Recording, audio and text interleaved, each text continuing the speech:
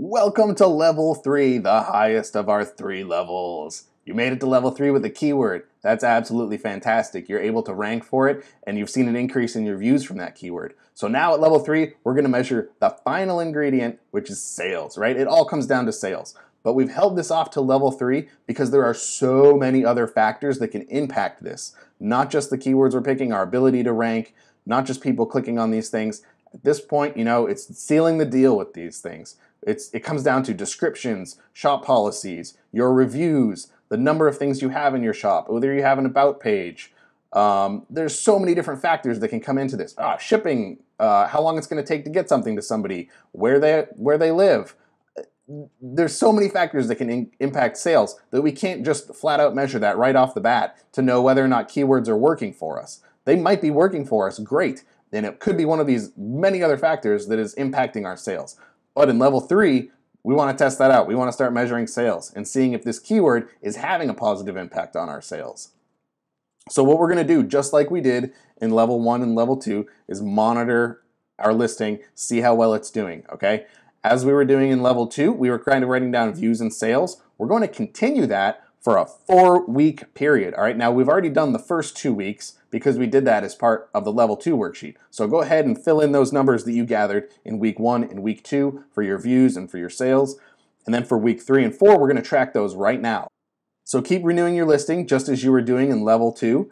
And we're going to track views and sales after 1 week periods of those and fill them into the week 3 views, the week 3 sales, week 4 views, week 4 sales.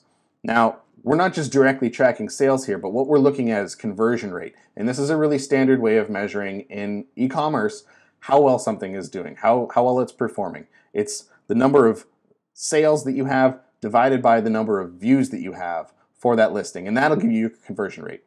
Etsy always says that you should be shooting for 3%, which is kind of industry standard. E-commerce stores shoot for 3%. That's pretty normal. What we've seen through the Shop Fitness calculator is that a lot of sellers in Etsy are closer to like 1.1%. So if you find yourself down lower around 1 or 1.1, that's cool, you're average, right? If you're below that, well, you have some room for improvement there. If you're above 1.1%, you're beating the average. Etsy still says shoot for 3. If you're anywhere near 3, that's absolutely fantastic.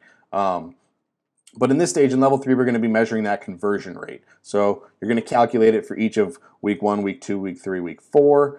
And then again at the bottom, you're going to have a conversion rate total and divide that to get your average conversion rate since you made the change to this keyword. And you're going to want to look at that conversion rate percentage and compare it back to your original conversion rate, which we've had you work out here at the top of the level 3 worksheet. So if you've seen an increase in conversions from this keyword, that's absolutely fantastic. If you haven't seen an increase in conversions from this keyword, it could be some other factors, right?